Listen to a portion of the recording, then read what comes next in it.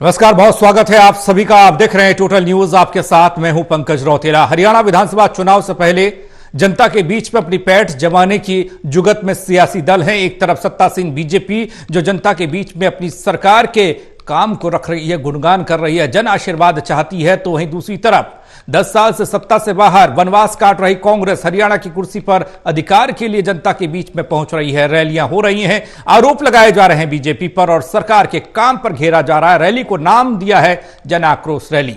तो कहना गलत नहीं होगा कि प्रदेश की सियासी जंग जन आशीर्वाद बनाम जन आक्रोश हो चली है। चर्चा आज इसी पर।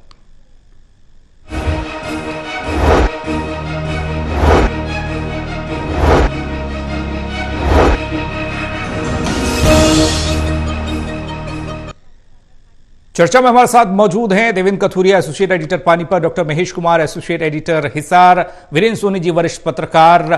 दरअसल हरियाणा में 3 दिसंबर से पहले ही सियासत में उबाल देखने को मिल रहा है। 2019 के विधानसभा चुनाव में बस में बैठकर जन आशीर्वाद यात्रा निकाली गई थी। सीएम मनोहर लाल इस यात्रा की अगुवाई कर रहे थे। अब 26 नवंबर को पानीपत के समालखा में जन आशीर्वाद रैली करके चुनावी बिगुल फूंका जाएगा और सीएम की रैली के एक हफ्ते बाद ही कांग्रेस की रणनीति है जन आक्रोश रैली की। बात इस पर होगी, पहले आपको खबर दिखा रहे हैं। 3 ऐतिहासिक युद्धों का मैदान रहे पानीपत में सियासी भाषा में बात करें तो सर्दी में भी गर्मी का एहसास होने वाला है। राजस्थान के चुनाव प्रचार से लौटकर मुख्यमंत्री मनोहर लाल एक हफ्ते के भीतर पानीपत में 2 बार तशरीफ लाएंगे। 19 नवंबर को वो छठ पर्व की बधाई देने पानीपत पहुंचेंगे। सीएम तीनों घाटों पर जाकर पूर्वांचल के लोगों से मिलेंगे, बधाई हो जी। इसके अगले हफ्ते ही 26 नवंबर को बीजेपी का अगला धमाका समालखा अनाज मंडी में मुख्यमंत्री जन आशीर्वाद रैली को संबोधित करेंगे। 2019 के विधानसभा चुनाव में सीएम बस में बैठकर जन आशीर्वाद यात्रा पर निकले थे। इधर कांग्रेस ने रादौर की जन आक्रोश रैली के बाद दूसरा चरण शुरू कर दिया है। समालखा में सीएम की जन आशीर्वाद रैली के अगले हफ्ते ही कांग्रेस पानीपत के इसराना में अपनी जन आक्रोश रैली करेगी। दूसरा चरण है, क्योंकि बीच में चुनाव आ गए थे 5 स्टेटों के, तो दूसरे चरण में हम 3 तारीख से इसराना विधानसभा से इसके प्रोग्राम शुरू करे हैं। जो 3 तारीख को इसराना होगा, 17 तारीख को सिरसा के अंदर किसान मजदूर जन आक्रोश रैली रखी जाएगी। 24 तारीख को होडल विधानसभा में प्रोग्राम होगा, 25 तारीख को सफेदों विधानसभा क्षेत्र में होगा और 7 जनवरी को लाडवा विधानसभा क्षेत्र में कार्यक्रम करके जो सरकार की आज बकायदगियां, जो गठबंधन की सरकार के समय में घोटाले लगातार हो रहे हैं, चाहे वो पेपर लीक घोटाला है, चाहे एचपीएससी का घोटाला है। मतलब पानीपत में सरकार की जन आशीर्वाद रैली तो मुख्य विपक्षी दल कांग्रेस की जन आक्रोश रैली, दोनों रैलियों में जनता केंद्र बिंदु में है। फैसला भी अब जनता को ही करना है, क्योंकि अब तो जनता ही जनार्दन है। दोनों यही राग सुनाएंगे। Haryana bureau, total news. तो ये जानना बेहद जरूरी है कि कौन कैसे जनता को अपने पाले में लाने में कामयाब रहता है। अब जन आशीर्वाद के जरिए आशीर्वाद जनता का मिलता है, जन आक्रोश के जरिए विपक्ष का आक्रोश दिखाई देता है, यानी कि सत्ता परिवर्तन का रास्ता बनता है। इवन सबसे पहले आपके पास हम आ रहे हैं, जो सियासी हलचल है अभी हरियाणा के अंदर, जिस तरीके के वार पलटवार हो रहे हैं, रैलियां हो रही हैं, होने वाली हैं, उनको जो नाम दिए जा रहे हैं, कितना असर देखते हैं, कितना फर्क देखते हैं बीजेपी बनाम कांग्रेस में, जन आशीर्वाद बनाम जन आक्रोश में?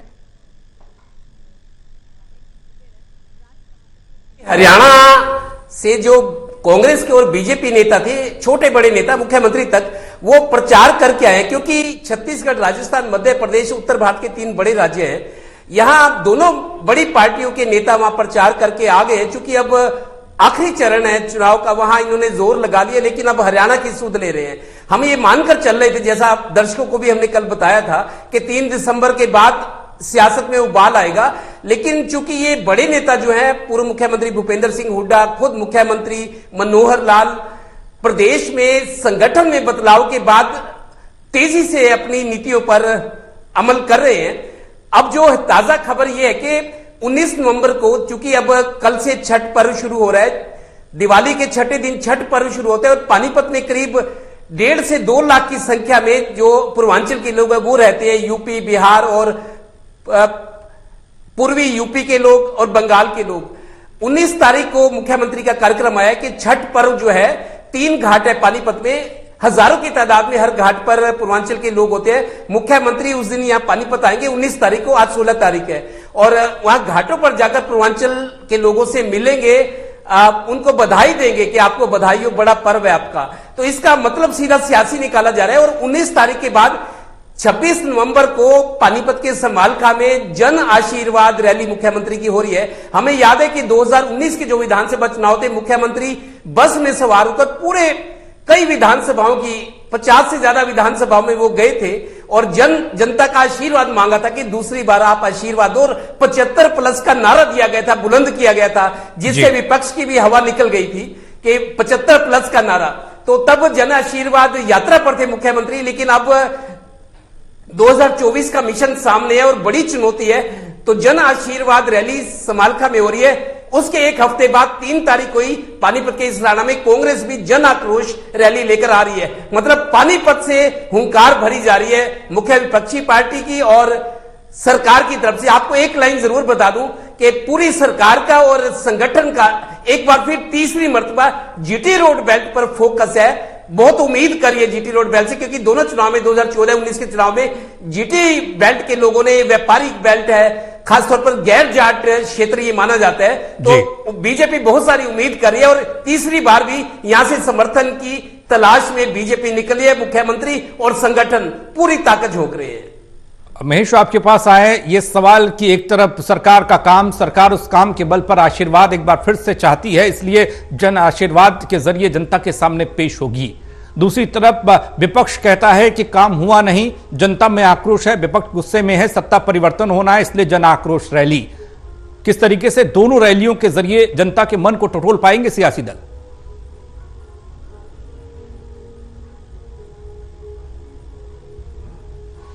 देखिए, मुझे लगता है कि भारतीय जनता पार्टी को कम से कम जन आशीर्वाद शब्द से तो बचना चाहिए। जन आशीर्वाद यात्रा लेकर मुख्यमंत्री पिछले विधानसभा चुनाव में तमाम अलग अलग विधानसभा क्षेत्रों तक पहुंचे थे। अब की बार 75 पार और 75 पार के नारे की हवा निकल गई थी और 40 पर भारतीय जनता पार्टी सिमट गई थी। तो ऐसे में कम से कम जन आशीर्वाद शब्द से तो बचना चाहिए। आसान हो जाएगा विपक्ष के लिए, कांग्रेस पार्टी के लिए भारतीय जनता पार्टी पर हमला बोलना।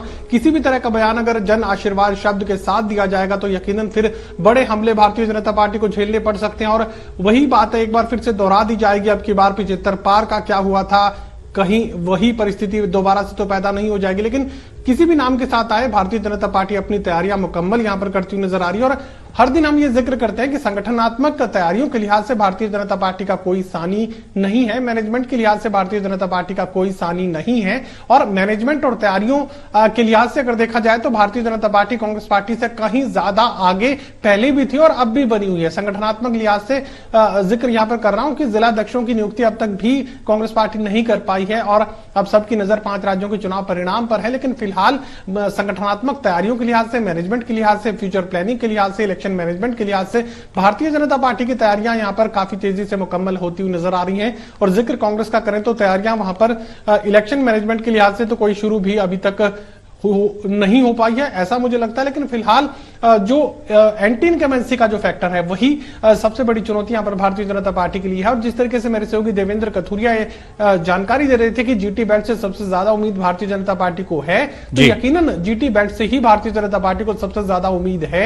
जाट बेल्ट पर बड़ी चुनौतियों का सामना भारतीय जनता पार्टी को करना है, ये भारतीय जनता पार्टी के रणनीतिकार बखूबी जानते हैं। तो ऐसे में गैर जाटों पर ही सबसे ज्यादा नजर, गैर जाटों पर ही सबसे बड़ा दाव भारतीय जनता पार्टी खेलने जा रही है। और नायब सिंह सैनी की नियुक्ति के बाद जो परिणाम सामने आए, जो जनता का मूड देखने को मिला, और खासकर ओबीसी जातियों का अगर मैं जिक्र करूं तो भारतीय जनता पार्टी को उम्मीद से कहीं ज्यादा फायदा यहां पर भारतीय जनता पार्टी को मिलता हुआ नजर आ रहा है। और बीजेपी के रणनीतिकार ये कह रहे हैं कि इतना ज्यादा फायदा मिलेगा ये तो हमने सोचा भी नहीं था। और जिस फैक्टर के साथ नायब सिंह सैनी को जिम्मेदारी दी गई थी उससे उलट दूसरे फैक्टर में बहुत ज्यादा फायदा भारतीय जनता पार्टी को इस वक्त जमीन पर देखने को मिला है। महेश, तुलनात्मक स्थिति अगर देखी जाए, जन आक्रोश रैली तो कांग्रेस की बात हम करेंगे, लेकिन जन आशीर्वाद की रैली की बात की जाए तो बीते चुनाव के दौरान बस के जरिए, सफर के जरिए जनता के बीच में पहुंचकर आशीर्वाद मांगा गया, 75+ का नारा। लेकिन जो सीटें जनता ने दी उसके मुकाबले इस चुनाव को, इस प्रचार को, इन रैलियों को कैसे देखें?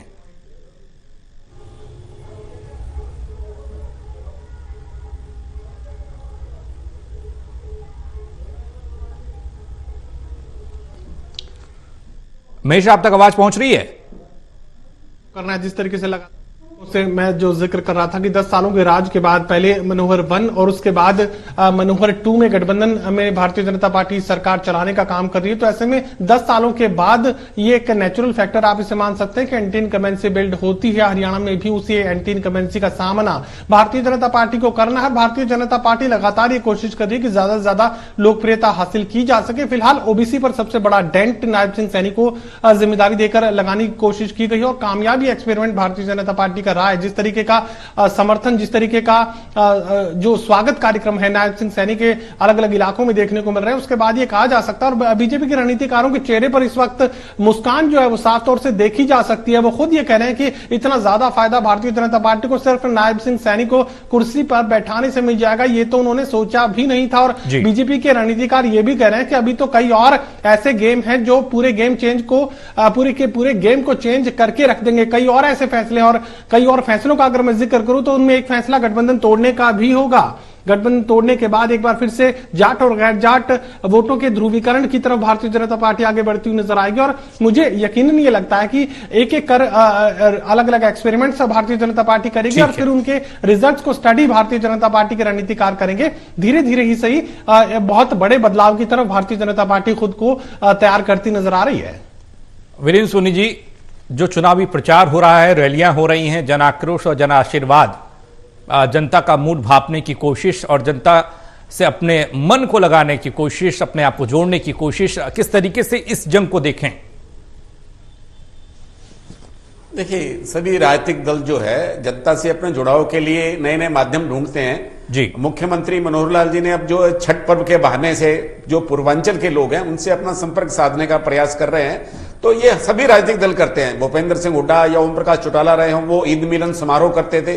तो उनका, हालांकि देखिए इस सरकार में अब ईद मिलन समारोह नहीं हुआ, तो हर एक का अपना अपना एक नजरिया रहता है। देखिए, अब चाहे छठ पर्व हो या दशहरा पर्व हो, वहां लोग अपना जो धार्मिक आयोजन है उसको पूरा करने के लिए आते हैं। नेताओं का भाषण सुनने की किसी की रुचि नहीं रहती, लेकिन इतना रहता है कि उस पार्टी का उन लोगों से जुड़ाव है। आप पूर्वांचल के लोगों को क्या सुविधाएं दे सकते हैं, उनके लिए आपने क्या किया। छठ पर्व के लिए आपने उनके लिए घाटों का कितना जीर्णोद्धार किया, कितने घाटों की व्यवस्था की, या उस समाज के लिए आपने क्या किया। लोग इस बात को देखते हैं। हाँ, ये बात ठीक है कि अब जो वहां नायब सैनी प्रदेश अध्यक्ष बने हैं भारतीय जनता पार्टी के, तो उससे जो कार्यकर्ताओं में एक मनोबल आया। हालांकि भारतीय जनता पार्टी इसको भी एक बहुत बड़ा इवेंट जो है बनाकर चल रही है, हर जिला स्तर पर उनके अभिनंदन हो रहे हैं। तो कार्यकर्ता तो अभिनंदन कर ही रहे हैं, समाज के दूसरे लोग, चाहे जितने भी व्यापारिक संगठन है, दूसरे संगठनों हैं, उन संगठनों के माध्यम से उनका अभिनंदन किया जा रहा है। तो ये एक संदेश देने का प्रयास किया जा रहा है। जब दूसरा एक वर्ग है वो निश्चित रूप से भारतीय जनता पार्टी से कटता जा रहा है, उसके कुछ भी कारण हो सकते हैं। हालांकि भारतीय जनता पार्टी को इस बात की जानकारी है, लेकिन भारतीय जनता पार्टी की ज्यादा जो रुचि है वो दूसरे समाज को अपने साथ जोड़ने की है।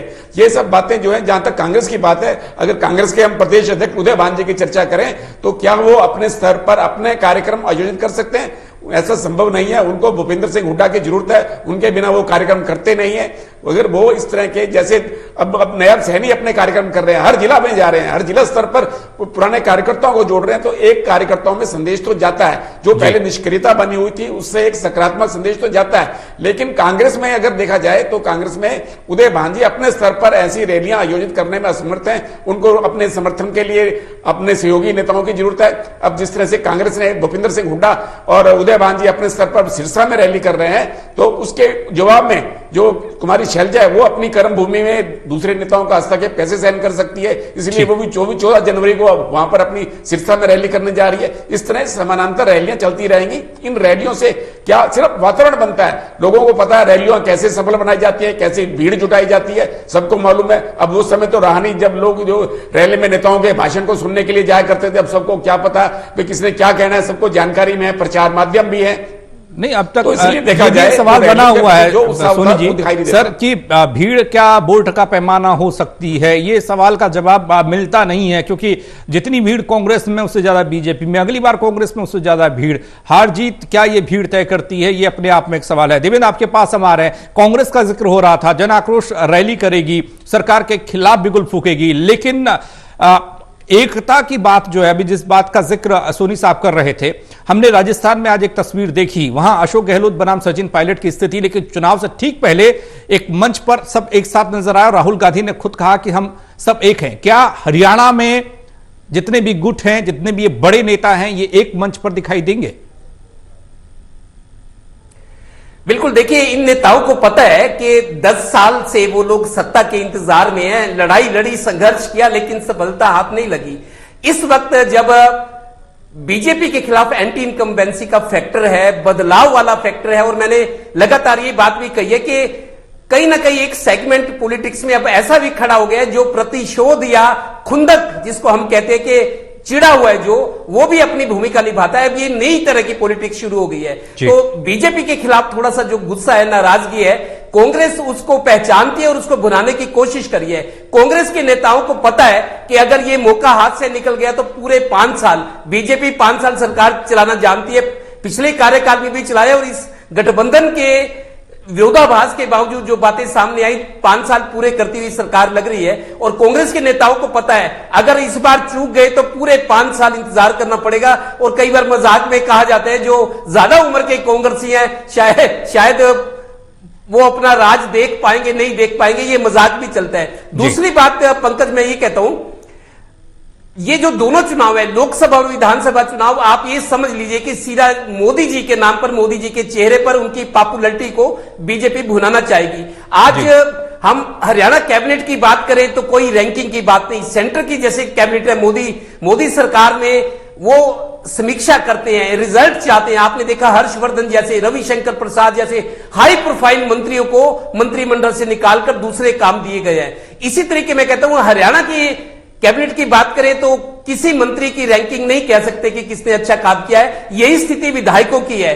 कोई विधायक छाती ठोककर ये नहीं कह सकता कि मेरी ये उपलब्धियां हैं, मैंने ये काम किए हैं। और यही स्थिति 10 जो लोकसभा के सांसद हैं बीजेपी के, फरीदाबाद और गुड़गांव को छोड़ दे, जो दोनों मंत्री हैं कृष्ण पाल गुर्जर और राव इंद्रजीत, उनका कद बड़ा है, मंत्री है सेंटर में, वो अपने प्रभाव से काम करवा रहे हैं, उनका प्रोफाइल दूसरा है। बाकी 8 एमपी सांसदों की बात करें तो कोई छाती ठोककर ये नहीं कह सकता कि मैंने ये काम करवा दी अपने संसदीय क्षेत्र के लिए।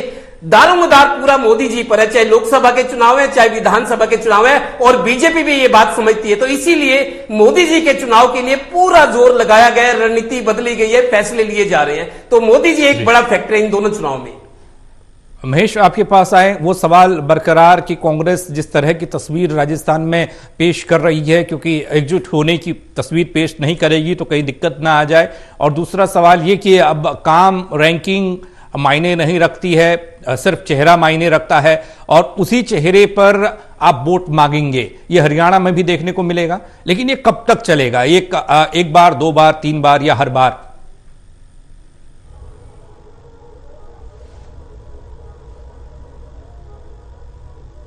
देखिए पंकज, अतीत में हरियाणा में कांग्रेस में ऐसा कभी नहीं हुआ कि अलग अलग गुट ना रहे हों, अलग अलग घेराबंदी ना की गई हो, अलग अलग तरीके से हराने और जिताने की कोशिशें ना की गई हों। अतीत में ऐसा कभी देखने को नहीं मिला, लेकिन इस बार परिवर्तन हो सकता है। राजस्थान में जो तस्वीर निकलकर सामने आ रही है, जिस तरीके से सरकार को गिराने तक के लिए पायलट तैयार हो चुके थे और उसके बाद अब सरकार को बनाने के लिए पूरी ताकत लगाते हुए नजर आ रहे हैं, और इस तरह की तस्वीर, एकजुटता की तस्वीर राजस्थान से निकलकर सामने आ सकती है। किसी ने ऐसी उम्मीद नहीं की थी।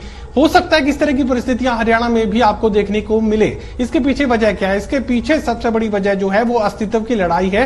कांग्रेस पार्टी आज जो लड़ रही है मोदी के राज में, वो अपने अस्तित्व की लड़ाई को लड़ रही है, और कह सकते हैं कि बेहद मुश्किल दौर, बेहद मुश्किल वक्त कांग्रेस पार्टी केंद्र के स्तर पर और हरियाणा के स्तर पर देखती हुई नजर आ रही है। उनके तमाम जो शीर्ष नेता हैं वो जेल के मुहाने पर खड़े कर दिए गए, और ईडी जिस तरीके से राहुल गांधी को लगातार बैठाई हुई थी, उसके बाद ये समझ में उन्हें आ रहा है कि अगर राज तक नहीं पहुंचे तो उनकी मुश्किलें और ज्यादा बढ़ सकती हैं। और ना सिर्फ केंद्र में बल्कि राज्यों के स्तर पर भी अगर नेताओं के प्रोफाइल को समझने की कोशिश की जाए, जो सीएम के कैंडिडेट हैं वो कहीं ना कहीं उन्हें किसी ना किसी केस में उनका नाम है, तो ऐसे में यह भी परिस्थितियां बन सकती है कि किसी ना किसी केस में, इन्वेस्टिगेशन में उनके नाम को और आगे बढ़ा दिया जाए और उन्हें जेल के मुहाने तक या जेल के भीतर पहुंचा दिया जाए। यह खतरा लगातार कांग्रेस पार्टी के तमाम नेताओं को, शीर्ष नेतृत्व तक, खुद सोनिया गांधी और राहुल गांधी तक बना हुआ है। तो ऐसे में अस्तित्व की लड़ाई कांग्रेस पार्टी को हरियाणा में भी लड़नी है। तो ऐसे में एकजुटता अब इनकी मजबूरी है और हो सकता है कि आने वाले दिनों में इसी तरह की एकजुटता हरियाणा में भी देखने को मिले। जिक्र मैं यहां पर करना चाहूंगा, उत्तर प्रदेश में एक वक्त में कांग्रेस पार्टी का मुख्यमंत्री होता था, लेकिन वहां पर कांग्रेस पार्टी का खात्मा हो गया। जिक्र मैं राजधानी दिल्ली का करना चाहूंगा। शीला दीक्षित बढ़िया राज जो है दिल्ली में चलाती हुई नजर आई थी अरविंद केजरीवाल की पार्टी के आने से पहले, और कहते हैं कि दिल्ली को बसाने का काम शीला दीक्षित ने किया था, लेकिन अरविंद केजरीवाल ने बाजी मार ली और बसी बसाई दिल्ली को आम आदमी पार्टी की सरकार ने अपने कब्जे में ले लिया और उसके बाद रिपीट अरविंद केजरीवाल ने दोबारा किया। अब अगर हरियाणा के अंदर इस मौके का फायदा कांग्रेस पार्टी नहीं उठा पाई तो हो सकता है कि अगली बार ये जो मुकाबला है वो आमने सामने का नहीं हो, यानी भारतीय जनता पार्टी और कांग्रेस पार्टी आमने सामने नहीं हो। उसके बाद हो सकता है कि ये फाइट फिर अगले इलेक्शंस में यानी 2029 के चुनाव का मैं जिक्र कर रहा हूं, वहां पर हो सकता है कि फिर ट्रायंगुलर ये फाइट देखने को मिले। हो सकता है कि फिर आम आदमी पार्टी भी इसी चुनावी मुकाबले में शामिल हो जाए। तो हो सकता है कि ये ट्रायंगुलर फाइट जो है कांग्रेस पार्टी को हाशिए पर ले जाए, खात्मे की तरफ ले जाए। जिस तरीके से पंजाब में हमें देखने को मिला कि आम आदमी पार्टी की एंट्री से कांग्रेस पार्टी ही सत्ता से बाहर होगी, भारतीय जनता पार्टी को ना बीजेपी को राज मिला, ना कांग्रेस को मिला और आम आदमी पार्टी राज ले गई। तो ऐसी परिस्थिति हरियाणा में कहीं पैदा ना हो जाए, इसी खतरे के चलते मुझे लगता है कि इस बार वो होगा जो पहले कभी नहीं हुआ। कांग्रेस पार्टी के तमाम दिग्गज नेताओं में एकजुटता देखने को मिलेगी। वीरेंद्र सोनी जी, एक स्थिर सरकार प्रदेश की जनता चाहती है, उसके डेवलपमेंट, विकास, उसके आगे बढ़ने को लेकर। लेकिन जब सरकार बनने से पहले विपक्ष आक्रोश के जरिए, रैली के जरिए जनता के बीच में जा रहा है, तो जनता के मन में भी एक सवाल रहेगा कि अभी इतनी गुटबाजी है, सपोज कीजिए आप साथ जाते हैं, उसके बाद क्या स्थिति होगी? राजस्थान में अशोक गहलोत थे, सरकार बचा ले गए। क्या अगर ऐसी स्थिति यहां बने तो यहां पर तो एक सचिन गहलोत नहीं है ना, यहां पर तो कई सचिन गहलोत दिखाई देते हैं। देखिए, जनता को कांग्रेस की गुटबाजी से कोई लेना देना नहीं है। गुटबाजी पहले भी रही है, आगे भी रहेगी। वो उनका, अगर भारतीय जनता पार्टी की गठबंधन सरकार से मोह भंग होता है तो वो बदलाव के रूप में कांग्रेस को देखते हैं, क्योंकि कांग्रेस ही सबसे बड़ा दल है। आम आदमी पार्टी उसका स्थान नहीं ले सकती है। जब भारतीय जनता पार्टी को बदलने की बात आती है तो मतदाताओं के सामने विकल्प कांग्रेस है।